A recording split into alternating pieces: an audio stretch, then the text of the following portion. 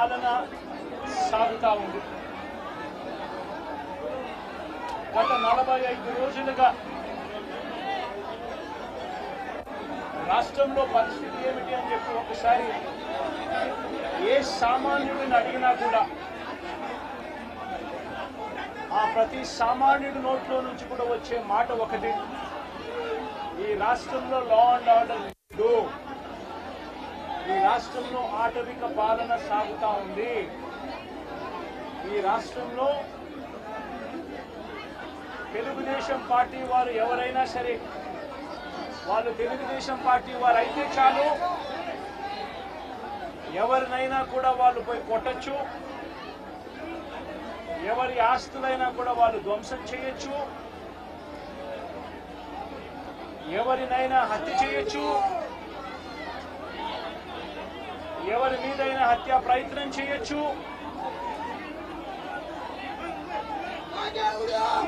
వాళ్ళు ఏమి చేసినా కూడా పోలీసులు ప్రేక్షక పాత్ర మాత్రమే పోషిస్తారు.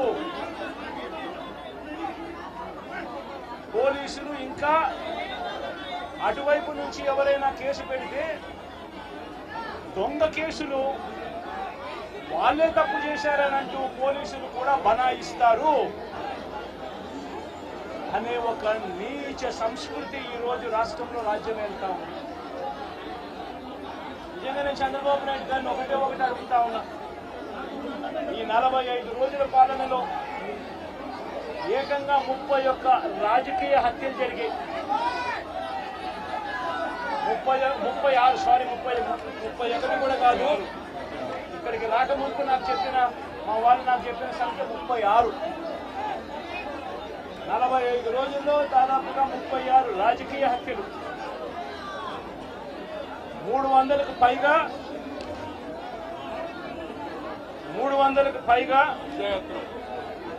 హత్యాయత్నాలు, 300కు పైగా హత్యాయత్నాలు. తెలుగుదేశం పార్టీ వాళ్ళ వేధింపులు భరించలేక 35 మంది ఆత్మహత్యలు చేసుకున్న పరిస్థితి రాష్ట్రంలో ఉంది. 560 చోట్ల ప్రైవేట్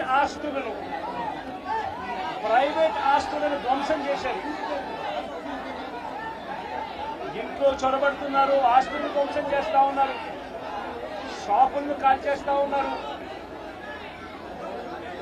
వైఎస్ఆర్సీపీ సానుభూతి పరుల చీనీ చెట్లను నరికేస్తా ఉన్నారు.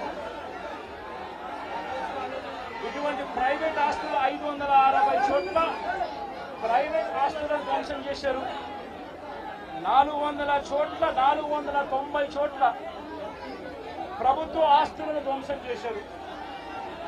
490 చోట్ల ప్రభుత్వ ఆస్తులను ధ్వంసం చేశారు. ఇవి కాక 1000కి పైగా దౌర్జన్యాలు, దాడులు. 1000కి పైగా దౌర్జన్యాలు, దాడులు.